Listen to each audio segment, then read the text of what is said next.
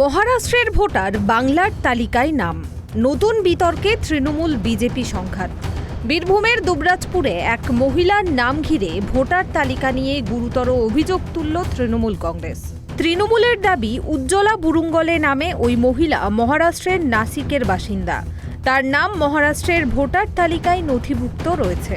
শুধু তাই নয়, 2026 সালের নাসিক জেলা পরিষদ নির্বাচনে বিজেপির প্রার্থী হিসেবেও তিনি প্রতিদ্বন্দ্বিতা করেছিলেন বলে অভিযোগ। অথচ সেই উজ্জ্বলা বুরুঙ্গলের নামেই দেখা যাচ্ছে পশ্চিমবঙ্গের বীরভূম জেলার দুবরাজপুর বিধানসভার 194 নম্বর বুথের 2025 সালের ভোটার তালিকায়।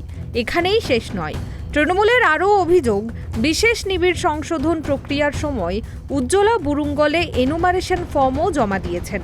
এমনকি সংশ্লিষ্ট কর্তৃপক্ষের কাছ থেকে শুনানির নোটিশও পেয়েছেন তিনি। উনি কি ভোট প্রচার করছেন? না, ও সব কিছু নাই, শুধু মানে কি করছেন উনি এখন ক্যান্ডিডেট হয়েছে, এখন প্রচার বেচার কিছু নাই। 5 তারিখে ভোট বলছেন, 5 তারিখ, এখন 27 তারিখে ফাইল রিটার্ন দেওয়া আছে না। আপনারা দুবরাজপুরে কত বছর ধরে বসবাস করছেন? 17 বছর। আপনি কি কাজ করেন? কারিগরি করি। আপনার স্ত্রী কি এখানে থাকেন না মহারাষ্ট্রে থাকেন? এখানে আমার সঙ্গে থাকতো। তাহলে ভোটে দাঁড়িয়েছেন বলে কি উনি ওখানে গেছেন? না, আমার তো যাওয়া, মা বাবা ওখানে আছে না, যাওয়া আসা তো করি, সব তো ওখানে আছে, দাদা বোন মা বাবা। এই মুহূর্তে তো উনি অর্থাৎ প্রশাসনিক প্রক্রিয়ার মধ্যে দিয়েই তার নাম বাংলার ভোটার তালিকায় অন্তর্ভুক্ত করার চেষ্টা হয়েছে বলে দাবি শাসক দলের। এই ঘটনাকে সামনে রেখে তৃণমূল কংগ্রেস সরাসরি বিজেপির দিকে আঙুল তুলেছে। শাসক দলের বক্তব্য, বিজেপি শাসিত রাজ্যগুলো থেকে ভোটারদের অনৈতিক উপায়ে পশ্চিমবঙ্গের ভোটার তালিকায় ঢোকানোর পরিকল্পিত চেষ্টা চলছে। ভোটার তালিকার স্বচ্ছতা ও বিশ্বাসযোগ্যতা নষ্ট করতেই এই ধরনের বহিরাগত নাম অন্তর্ভুক্ত করা হচ্ছে বলে অভিযোগ। বিজেপি চেষ্টা করছে পশ্চিমবঙ্গে জাল ভোটার ঢোকানোর। তার কথার সত্যতা প্রমাণিত হয়েছে। ইতিমধ্যেই আমরা গতকাল একটা খবর পেলাম যে আমার 12 নম্বরের ওয়ার্ড কাউন্সিলর সাগর কুণ্ডুর কাছ থেকে। সে বলল যে তার ওয়ার্ডের এসআইআর চলছে, ওখানে শুনানি ডাক পেয়েছেন একজন জনৈকা উজ্জ্বলা বুরুঙ্গলে। পরবর্তী ক্ষেত্রে আমরা খোঁজখবর নিয়ে জানলাম এই মহিলা ইতিমধ্যেই মহারাষ্ট্রের নাসিকের জেলা পরিষদের বিজেপি প্রার্থী। তো উনি স্বাভাবিকভাবেই ধরে নিয়ে যায় যে উনি ওখানকার ভোটার, যেখানে উনি ক্যান্ডিডেট হয়েছেন। তারপরেও উনি কিন্তু পশ্চিমবঙ্গে এসআইআরে নাম তোলার জন্য এনাবরেশন ফর্ম ফিল আপ করেছেন এবং হিয়ারিংয়েও ডাক পেয়েছেন শুনলাম। তৃণমূল নেতৃত্বের মতে, ভোটার তালিকায় এমন অনিয়ম গণতন্ত্রের জন্য বিপজ্জনক। বিষয়টি নিয়ে নির্বাচন কমিশনের হস্তক্ষেপও দাবি করেছে তারা। যদিও এই অভিযোগ নিয়ে বিজেপির তরফে এখনো পর্যন্ত কোনো আনুষ্ঠানিক প্রতিক্রিয়া পাওয়া যায়নি।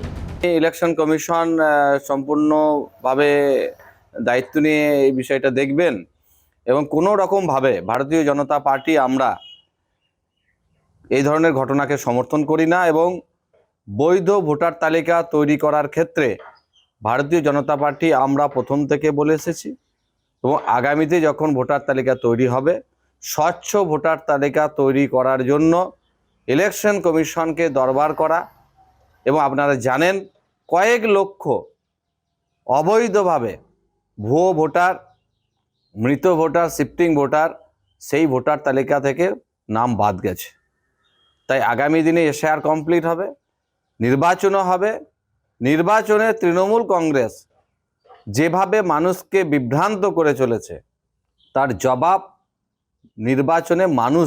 ভোটার তালিকা সংশোধনকে ঘিরে রাজ্য রাজনীতিতে যখন ইতিমধ্যেই উত্তেজনা তুঙ্গে, তখন এই অভিযোগ নতুন করে রাজনৈতিক সংঘাত আরও বাড়াবে বলেই মনে করা হচ্ছে।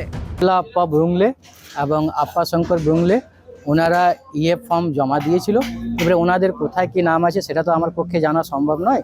আর আমার সিস্টেমেও আমাদের সেইভাবে ইলেকশন কমিশন আমাদের অ্যাপেও সেরকম কিছু দেয়নি। তো ওনারা ফর্ম ফিল আপ করেছিল, ওনাদেরকে হিয়ারিংয়ে সেইভাবে ম্যাপিং দেখাতে পারেনি, ওনাদেরকে হিয়ারিংয়ে ডাকা হয়েছে। তারপরে আমাকে ব্লক প্রশাসন থেকে আমাকে ফোন করা হয়, ঊর্ধ্বতন কর্তৃপক্ষ থেকে আমাকে ফোন করেন, বলেন যে ওনাদের নামে একটা এনকোয়ারি করতে হবে। ঠিক আছে, আমি সেই মতন এনকোয়ারি করে আমি সেই মতন রিপোর্ট জমা দিয়েছি ওনাদেরকে। নির্বাচন কমিশনের নিয়ম অনুযায়ী তালিকায় বাদ দেওয়ার জন্য 7 নম্বর ফর্ম পূরণ করতে হয়। নিজের নাম অন্য জায়গায় ট্রান্সফার করাতে হলেও একাধিক নথি জমা দিতে হয়। এখন রাজ্যে এসআইআর-এর জন্য মোট 1,26,00,000 ভোটারের শুনানি চলছে। এই শুনানি পর্বে কমিশনের নজরে পড়েছে অনেক ভোটারের 13টির বাইরেও অন্য নথি জমা পড়েছে। কমিশনের একটি সূত্রে খবর, অনেক জায়গায় দেখা গিয়েছে ব্যাংকের পাসবই, রেশন কার্ড, রান্নার গ্যাসের বই, জব কার্ড সহ 13টির বাইরে নথি জমা নেওয়া হয়েছে। বীরভূম থেকে জয়ন্ত দাসের রিপোর্ট, KTV বাংলা।